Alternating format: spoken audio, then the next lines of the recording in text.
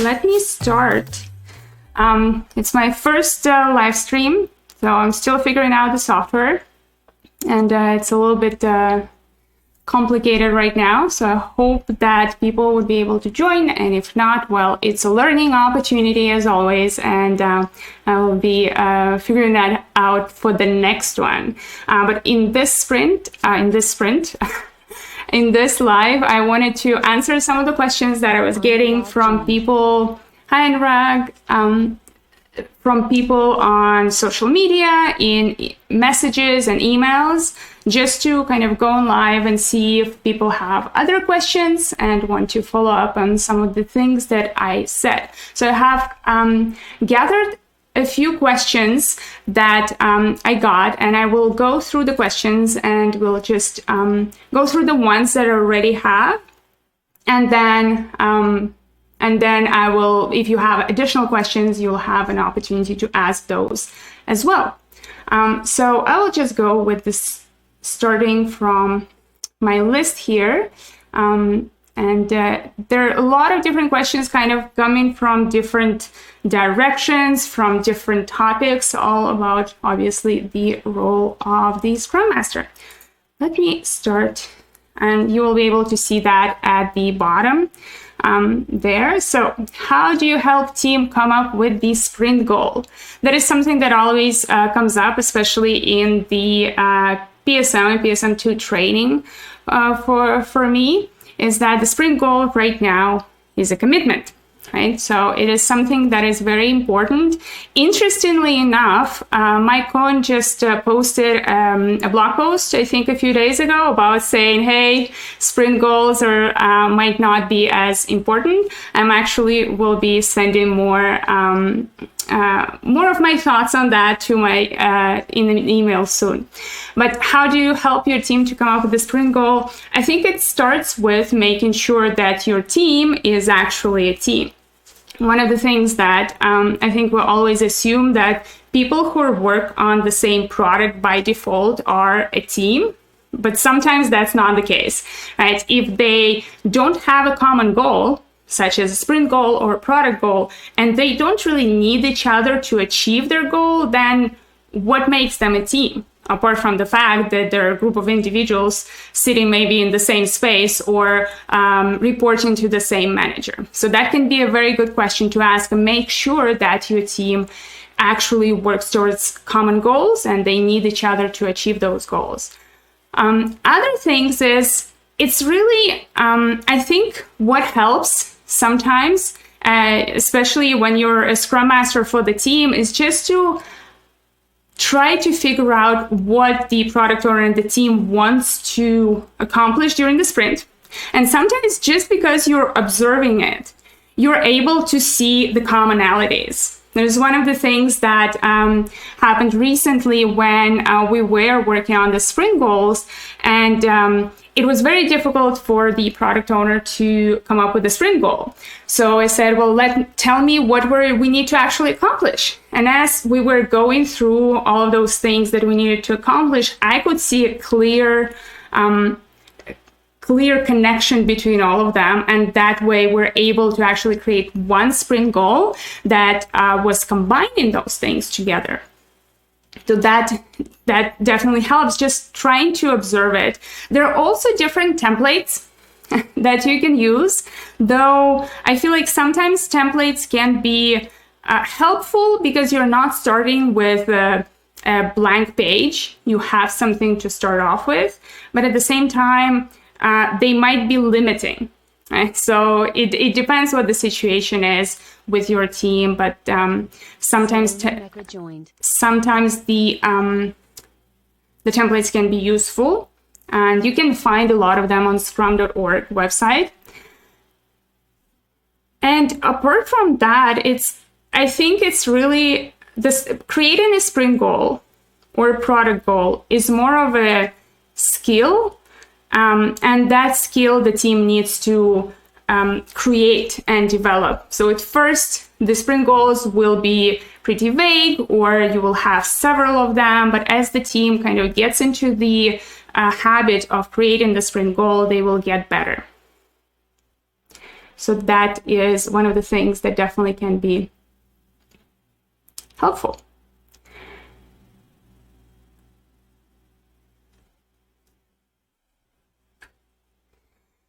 So I'll consider this complete. Another interesting question that was asked recently was, are there any job roles that can transition well into becoming a Scrum Master? And I think it's a very good question, because a lot of times people, well, right now I can see actually a lot of people going into the Scrum Master role. Well, first of all, because agility is becoming more of a way for people to develop their careers, and everything is agile, everybody is agile, and that definitely is something where a lot of organizations are going. So that can be a great way to change and develop your career. So what roles can transition well? I think it's really about soft skills, right? Scrum Master is a very specific profession that requires specific skills.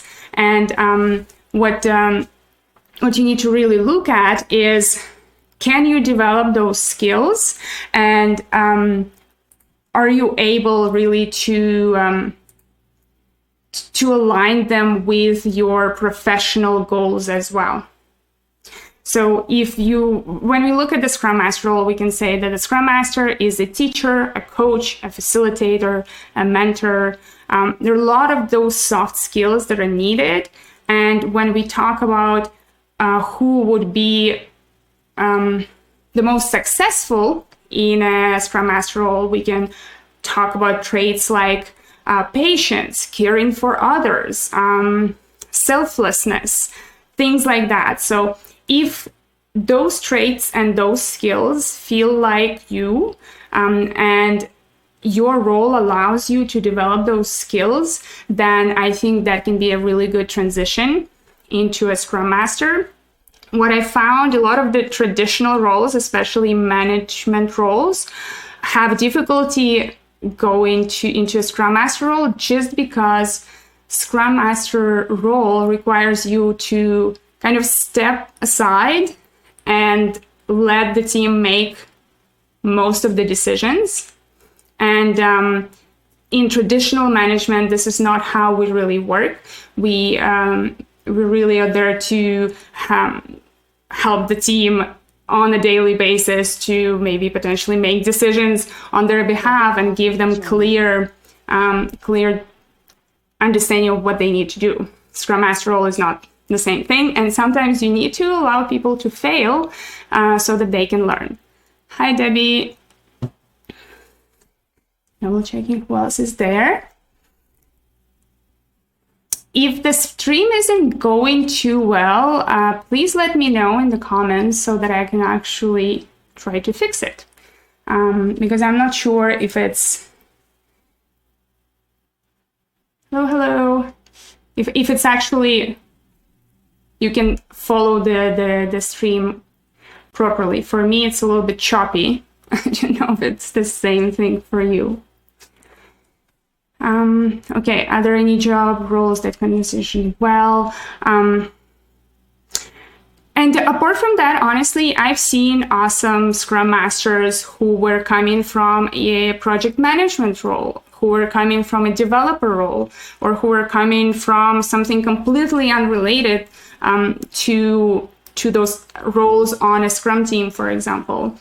And I think that just shows that the role is really about your dedication to agility and Scrum, and your willingness to learn and your passion. So you might have an easier time if you already have the needed skills, of course.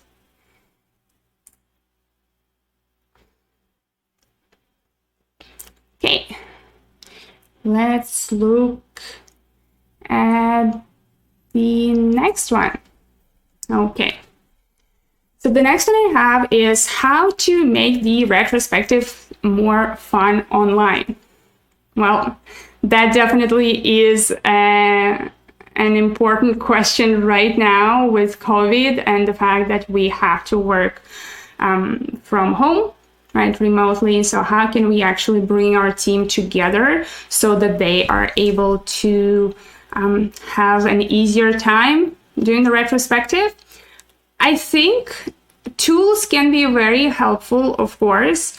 You know that if you've attended any of my workshops, I use Miro all the time. The same goes for my online classes. So we use Miro for all of the exercises, all of the presentation, and it does allow the team to participate much better with each other. It gives an opportunity to every person to put their notes there, kind of the same way as on Post-it notes in the room.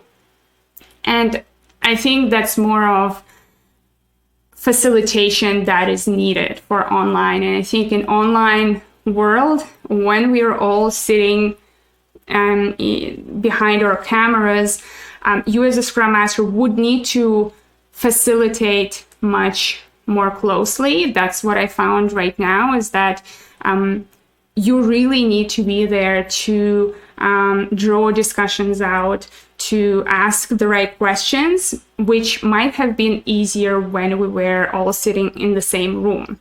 Right now, it's a little bit different. And then more fun online, using tools. I think there are some icebreakers that can be very useful for retrospectives. We did a few icebreakers in some of our communities of practice. For example, it can be Draw Your Day. That was a very fun one, with silly drawings, and that allowed people to kind of relax and be more open during the event. What else did we do? We did quick networking discussions in pairs, kind of like impromptu networking, but talking about a random topic.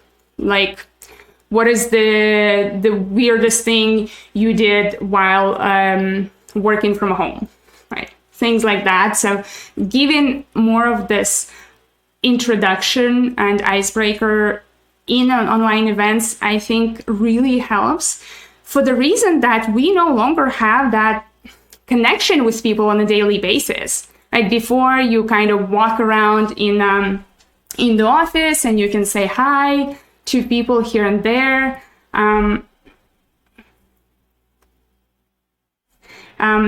Here and there. Sorry, I'm just looking at the chat, double checking that I'm following up on those questions. So too bad the video is a little bit choppy, but hopefully the recording will be better. So what are we talking about?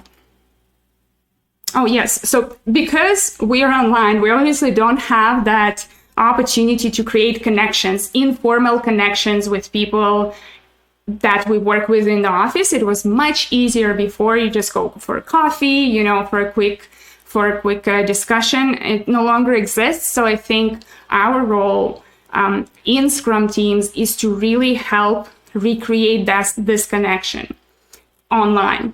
And one of those things is Retrospectives is a great place to actually do that by introducing some fun games at the beginning, icebreakers, and really helping people kind of to connect to each other. And then using different tools to allow people to participate. And obviously, I'll always say it's much better when people are on camera. We've seen a big change in the dynamics of a team I'm worked with, where we didn't have cameras on for the longest time, and it was kind of stale. The discussions were slow, participation was low, and then at some point everybody started to turn on their camera, and that completely changed the dynamics. People felt like they can participate much more, and that definitely helped.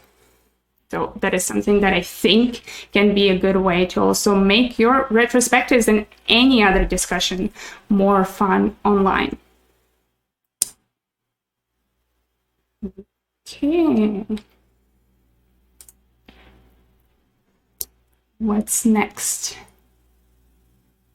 Oh, another one about goals. That's an interesting one. So how do you use product goal while sprint planning? So product goal, obviously, it's a new addition to the Scrum Guide, though it was kind of hidden and intended in between the lines before in the Scrum Guide to have a product vision and understanding of where the product is going. But I think that right now it's more and more specific, right? How would you use it in sprint planning? That can actually help you with sprint goals. So if you have a clear goal for your product, you know where you want to bring your product, then it is much easier to split that into steps, and those will be sprint goals, right? So that can be a very good way to use the product goal in sprint planning. And overall, I think that the product goal is a way to bring people together as a team because it gives them purpose. It gives them an understanding of how their daily work actually aligns with company goals, right? With company milestones, and how does each person on the team actually contribute to those goals. So that's why using a product goal can be very, very useful in sprint planning. And I think that those would be the key ways to use it in the sprint planning. Definitely can help you with the sprint goal, as well as help everyone understand how their work aligns with organizational goals. I think those are the main things. Okay. Oh, the next one is a hard one. I tried to make it short. It was kind of a longer question. So let me read it a bit more. Real-life cases of fixed-price Scrum contracts, in particular in greenfield projects where no previous experience or metric can help guess the budget. I was thinking about this in the past couple of days when I saw this question, because real life examples, that what really helps for fixed price contracts. So the way I see it is, in Scrum, we don't say that there is no such thing as fixed price or no deadline, right? If we have those constraints, say we have a fixed budget, or we have a fixed deadline that we need to meet, then what we look at, what we change is the product backlog, the scope, right? So that's how you would go about it. And I think the way to actually go through it in a more controlled way, especially in greenfield projects, is to have that end of sprint review, right? So every sprint review, you can see how much money did we spend last sprint, how much money is left, and how did we progress towards our goals or towards our initial scope. And then we're talking empiricism here. We don't need to have previous experience to guess the budget, but what we can do is to start the work and to see after a few sprints how much work can we do within a sprint and how much money it costs us. And then we can make decisions based on that, right? So that can be kind of a way to go about it. And if you are working with clients, right, clients who have, say, a fixed budget, maybe it's marketing or something digital products that you're delivering, that still can work in the same way, where every sprint, whatever the duration really is, you can go back, look at your budget, see here's how much money we spent, and here's what we were able to deliver, right? And then when we look into contracts, you need to add some, some provisions for those, for the empiricism, really, for the fact that we are working in a complex environment, which can be, first of all, the client can ask to change scope, right? As we learn more, they can quickly say that we no longer want this feature, let's work on this instead because maybe we're running out of money. At the same time, giving clients an opportunity to opt out if they feel that they have gotten everything they wanted, or if they gotten the value that they wanted. And that can be a provision where they can close a contract by paying a fee if they feel that they have got everything they wanted from this project, for example. So that are some of the examples of how you can structure those contracts to leave provisions for Scrum and for agility, really. Hope that answers it. Let me double check what we have in our chat. Okay. Anita is asking, I was a project coordinator in an Agile organization at Publication Field. Will they consider my experience in IT for Scrum Master? I think it all depends on how you present your experience, really. If you are, because when you're working in any role, really, you're not just doing one thing, right? You have an opportunity to contribute at different points in the organization to different projects with different skills, right? And in this way, you're able to present your experience as a project coordinator in the right way. What I think often happens is people who want to change the role, say in a Scrum Master, from project coordinator to Scrum Master, they put their they put their experience as is on their resume, for example. But the thing is that as a recruiter, I need to understand if you have the knowledge and skills to take this role. So I understand that as a project coordinator or manager, you were doing other things, but which experience from there is relevant to the Scrum Master role? So that's where me as a recruiter, for example, I can see whether you could be a good fit for the role, right? So I think it's all about how you present your experience, and I'm pretty sure that there are a lot of things that you did in your role already that you can present that are relevant to the Scrum Master role. Okay. What do we have next? What are some good team self-assessments so I can baseline my team and move towards improving their performance? So different assessments. There are so many assessments. I think once I found a page, not sure on which website, one of the Agile coaches websites, that had like 50 different assessments on the list. There are so many, it was difficult to even understand what is relevant. Notice, Anita, hope that was helpful. So the one that I really like to use, the simplest one, and I think I talked about it a few times in videos and in blog posts, it's called the Unofficial Scrum Checklist by Eric Nyberg from CRISP. So, show Scrum Checklist. I think if you just look for Unofficial Scrum Checklist, just wanted to, online, you will be able to find it. And that can be a great way to start, because it gives you all of those key elements of Scrum.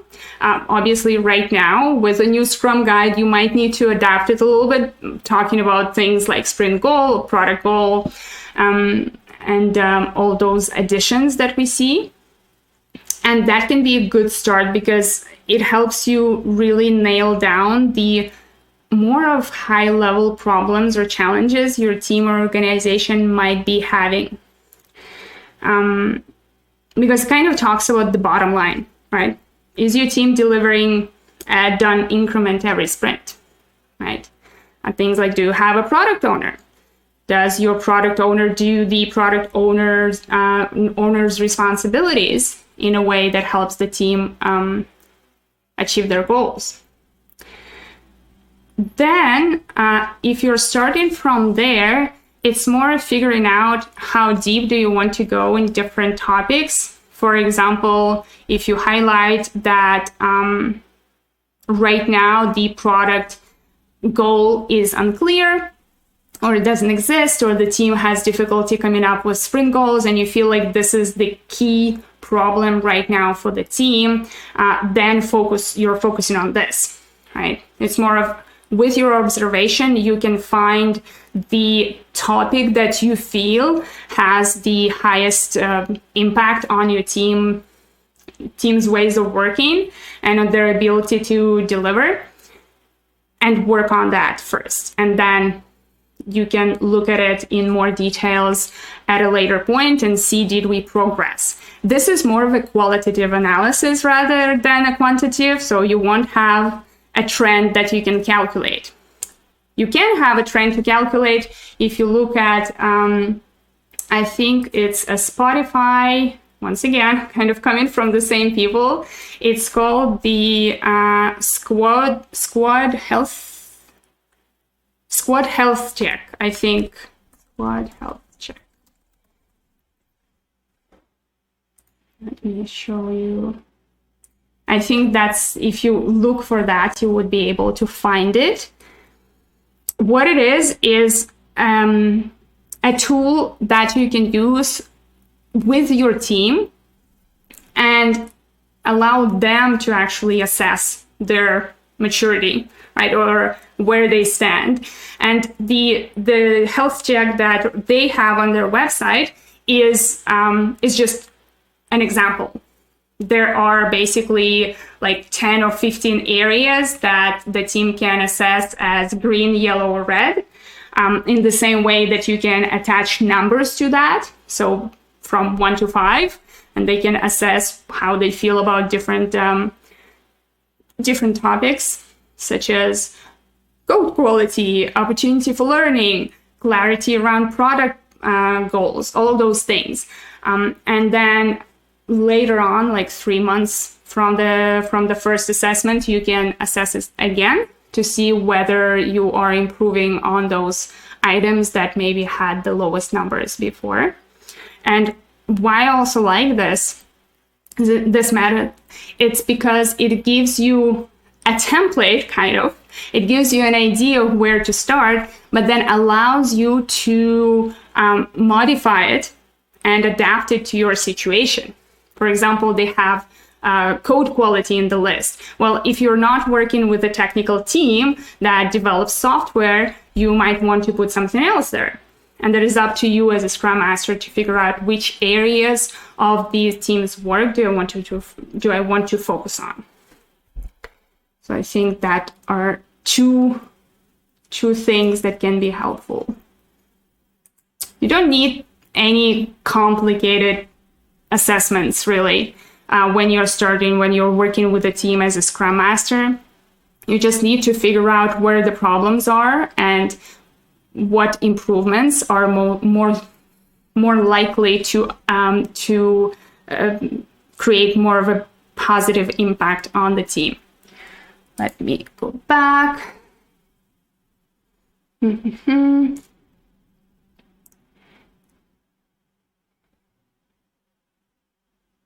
Okay, so let me go back to some of the questions. I see there are a few questions that are in the list. I will go back to those.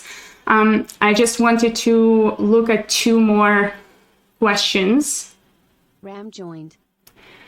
Hello, Ram. So, questions that I wanted to highlight because a few people talked about these questions. basically estimation. It's about estimation. This particular question says how to estimate when not everyone is working on a specific user story. Or a similar situation, someone is explaining where developers estimate their development work, and then QA estimate their QA work, and then we combine the numbers and we have the size of the user story, right? So, is it okay? And if not, what are the impacts? So the estimation really is an opportunity for the team to plan, right? So it's an opportunity to understand how much work are we able to accomplish within the sprint. And if you are splitting estimations between different parts of the work that you're doing, you're kind of missing the point. Because within those numbers, say it's a 8 story points user story, 5 story points was estimated by the developer, and 3 story points by the QA. How does this actually help you plan ahead? Because you don't, once you get into the sprint planning, you don't know how those items were split. So the number doesn't actually help you. I would say if your team is unable to estimate in more of a concise way together, there might not be any point in estimation at all. Because the estimate, why you need it is to be able to plan ahead. And if this estimate doesn't help you, then you are kind of wasting your time in the sprint planning or refinement to put numbers on things. And this sounds more like trying to estimate in hours rather than actually using story points, which is created more for relative estimation. I do have an article that I posted recently on my website on the blog talking about relative estimation. So you can look into that a bit more, and I think that can be very helpful. Now, just to get back to this first question, how to estimate when not everyone is working on a specific story or when skills are different. And that's where the relative estimation really comes into play. As a team, we should start with a baseline. And this baseline we can take from the past work, right? Empiricism, we base all of our decisions on the past historical data that we have. We know that we cannot predict the future. So your team have worked on some user stories, some features together. Now you have this data or an understanding of complexity of different work items. Now going into the next sprint, when you're estimating new work items, you can compare them to this work item that you had already finished. And that is kind of where relative comes in, where you have this baseline user story and you just assign a number to it, say a 5. This user story is a 5. Now, when you're going into the next one, you don't try to understand how many hours you need to put in, how much complexity it is in maybe waiting time or risk, and all of those things. Instead, what you do, look at it and say, is it more complex? Does it require more effort than this other user story that we have finished? If the answer is yes, then okay. By how much? Is it twice as complex? Well, maybe even more. Okay, so then if this one was a 5, then this one needs to be at least a 13 because we know it's more complex than this 5. And that's how you go into the estimation.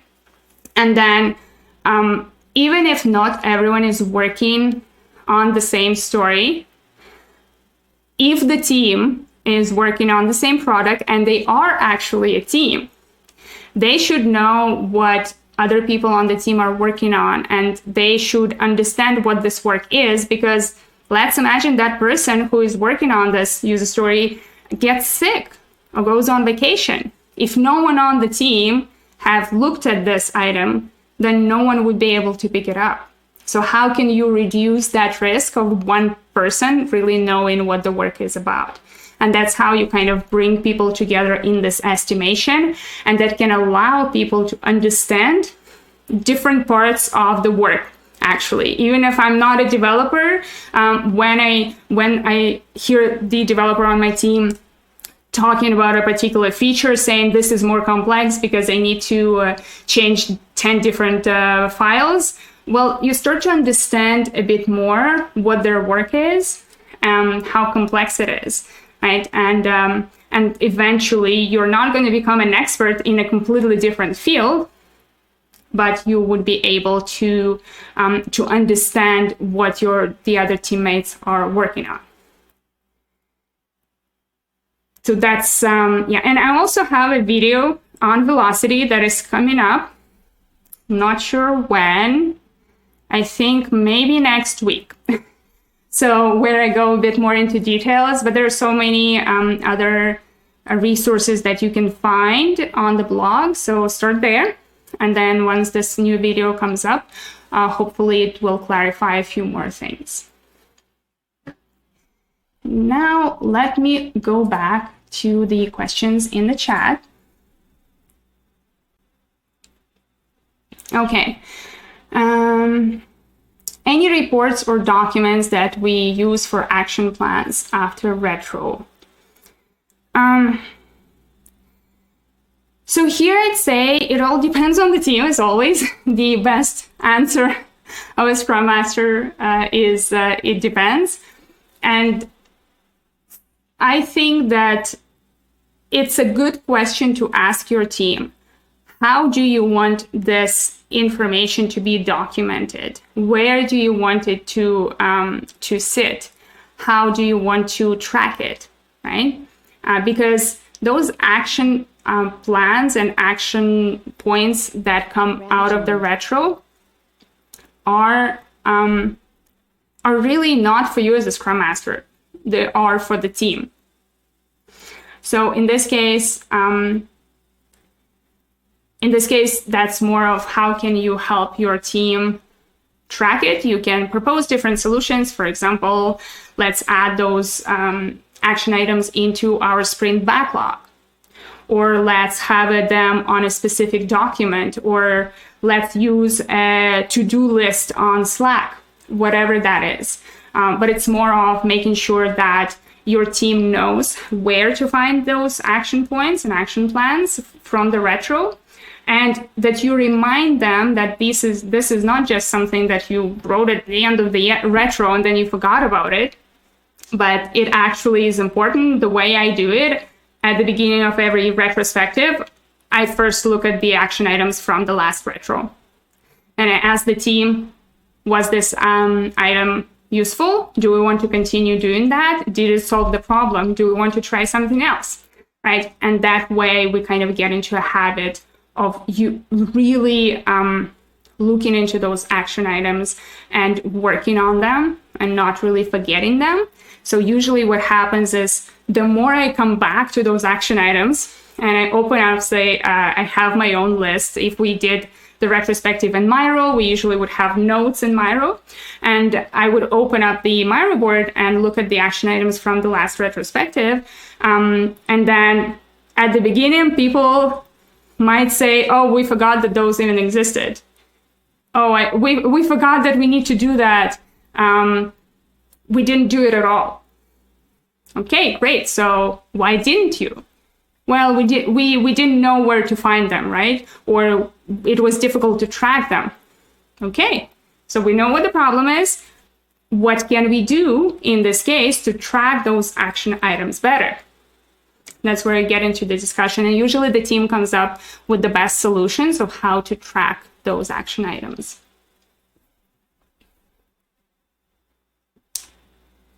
Okay. Any certification that you would recommend for getting SDLC knowledge? I'm not a software developer, and I have very basic knowledge of software development, though I did finish an online course on programming. just for my own training and education. I wouldn't know, to be honest. So if anyone in the chat knows what some of these certifications that can be useful, please put it in there to help Anita. I would say maybe look into DevOps, even though it's not about the SDLC cycle, but it's something that can help. Kind of focuses more on the development part, but nothing apart from that. I think the only certification that I considered is the DevOps, like the only developer-oriented certification. So, because it never felt as a Scrum Master that I need any other certifications. I felt that I was able to understand what people are doing and participate in the discussions, ask the right questions without knowing what exactly are people doing when they are developing the software. Apart from that, I'm pretty sure there are a lot of great books to look into. Sorry, it's not the most concise answer to this question, but I hope it is useful still.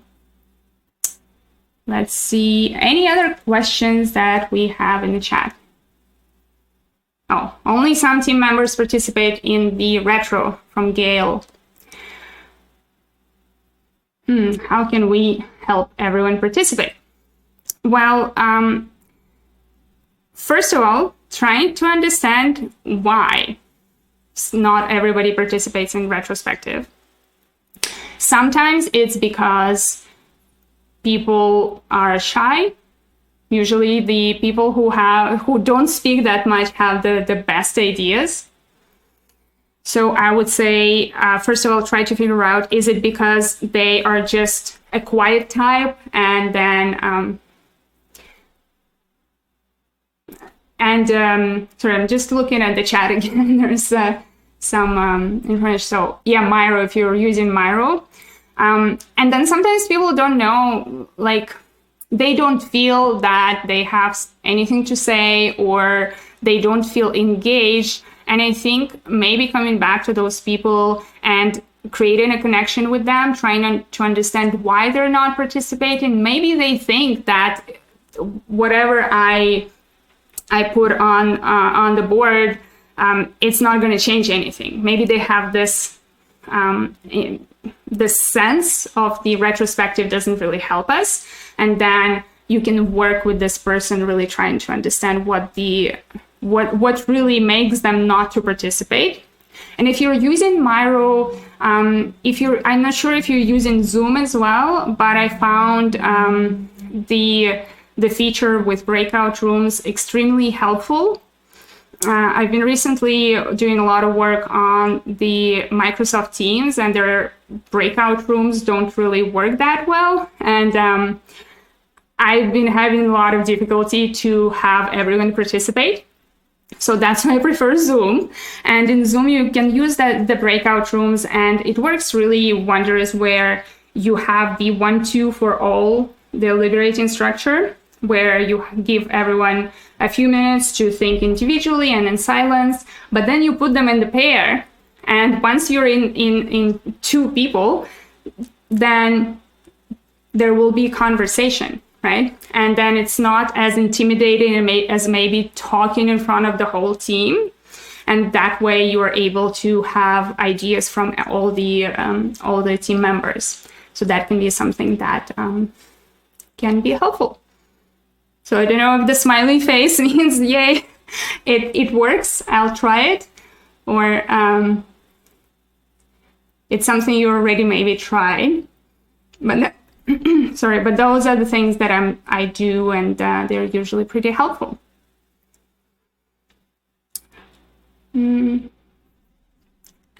question from Anita. This is from my friend. She has a gap of 8 years in her career, so what would be your advice for her? I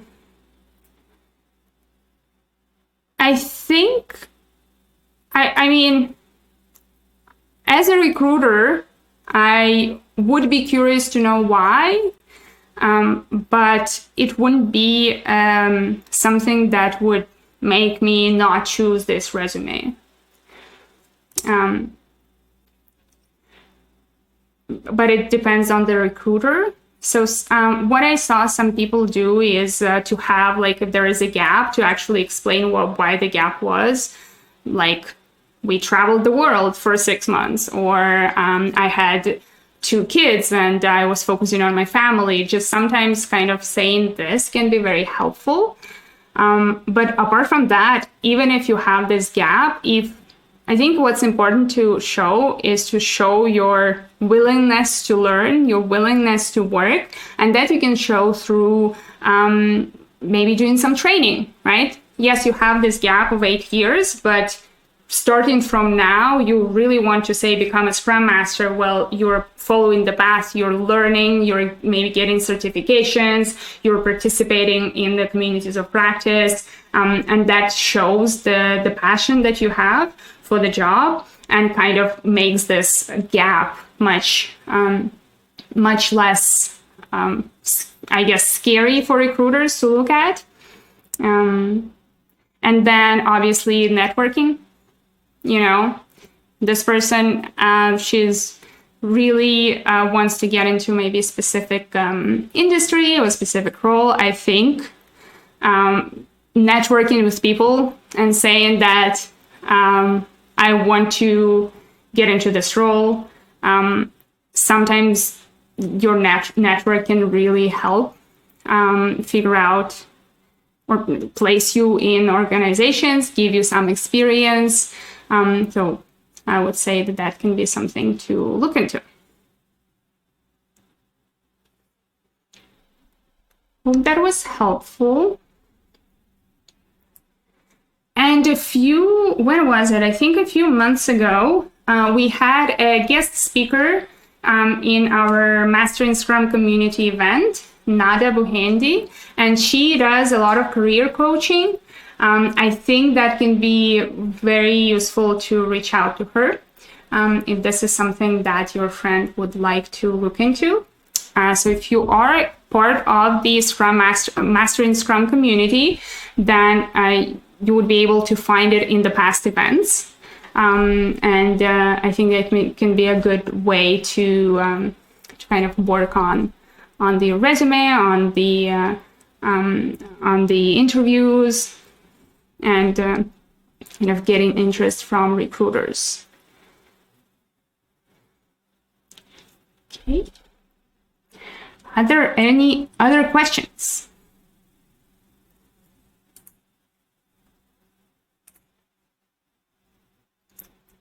If you do have some questions, put them in the chat.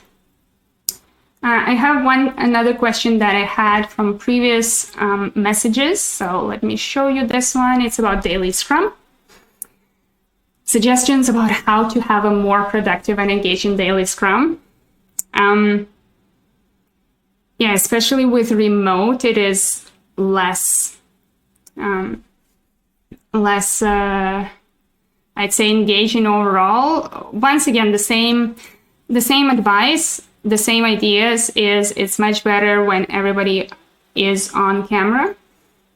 If you can do that, obviously there should be another way to engage everyone. So whether it is sharing something, for example, your workboard, or if you can even use Miro to help you plan ahead for the day, or Trello, for example, to help your team just to have something visual that can engage them a little bit more.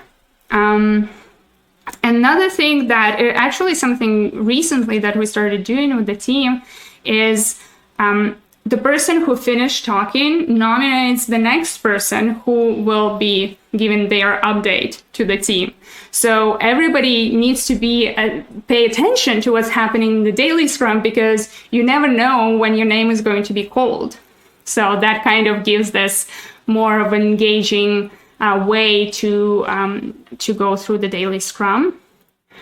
And then asking questions a bit differently can be helpful, because we might be always asking, what did I do yesterday? What did I do? What am I going to do today? And do I have any blockers? Luckily, finally, they have been removed from the Scrum guide. So you can be a bit creative with asking those questions. It can be what I like to bring up to the team is, what did you do to help the team achieve the sprint goal? So it's good when you have a sprint goal in this case, and what are you going to do to help the team to achieve the sprint goal? Right? So it kind of changes the question a little bit. So that can be helpful as well. I remember when we were working in the office, because at some point, obviously, once the team was mature enough, I no longer was participating in the daily Scrum at all. Well, obviously, the Scrum Master is not a mandatory attendee and shouldn't even be there in the daily Scrum.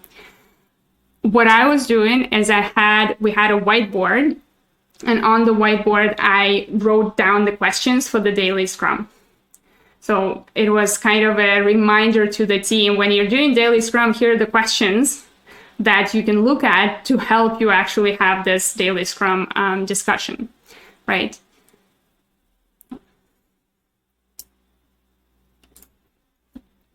Those are some of the things that I have. Any other questions?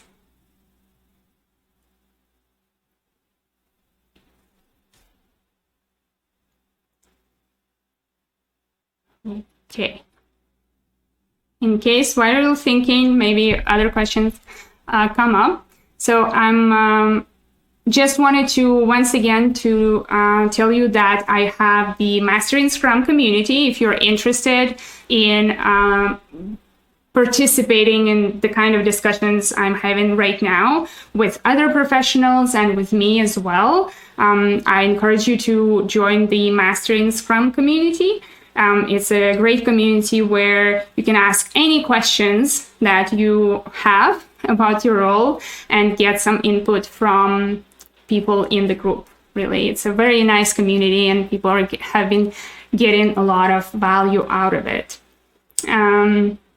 Other things is, as I said, I see a question from Gail. I'm going to get back to that. Other things I said, if you obviously want to have a bit more information, I do encourage you to go to the ScrumMastered blog. There is a lot of videos and blog posts there that can clarify some of the questions you might be having. Hopefully this can be helpful for you to figure out how you can be a better Scrum Master and Agile professional. Let me look at this question.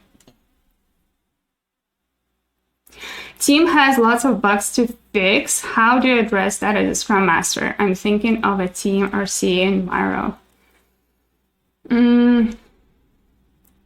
So, to answer the question, how do you address that as a Scrum Master? You work with the product owner.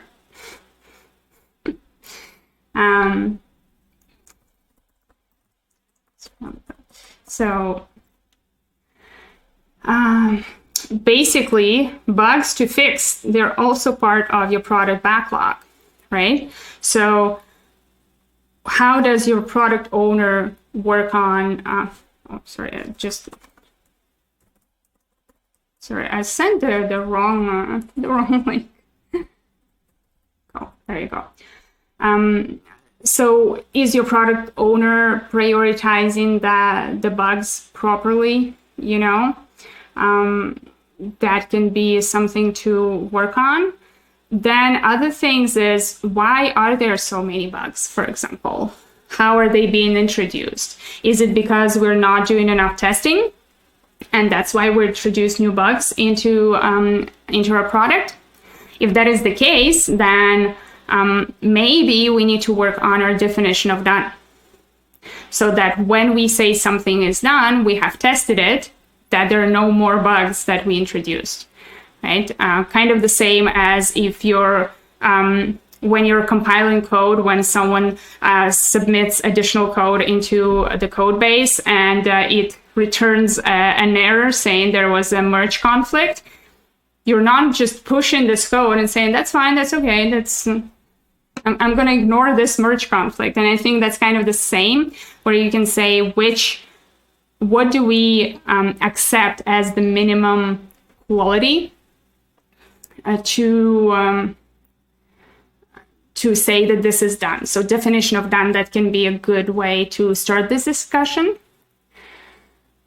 And apart from that, the bugs shouldn't be sitting in a different space.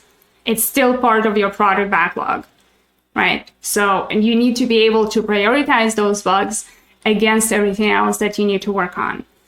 So there is no external support team figuring it out. It's the team who is working on the product who takes care of the quality of the product and hence fixing the bugs. More of setting the expectations around it there. Okay, we only have 5 minutes left. And I would like to thank everyone for coming to this live. I hope that, I know that the video was choppy, unfortunately, but I have a recording that I will be posting that hopefully will be better in case you want to come back and watch it again. And I also wanted just to remind everyone that there are a lot of great resources that I share on my website and on my store as well. I have been adding new products there, and I will be working more on adding additional workshop materials. So if you're looking for workshop materials that you can use on it with your teams, you can find them there, as well as my online course, Success with Agile and Scrum, the shameless plug there. So if you want to learn more, you can find all the information on the website. So that would be it. Thank you so much, everyone, for joining. I hope to see you in the next live. I'll be trying to make these more often. It's the first time. I feel like I was so stressed because I never did a live, though I did so many online live workshops before. For whatever reason, going live on stream felt a bit more daunting, I'd say. So, yeah. Thank you, everyone. Thank you for coming.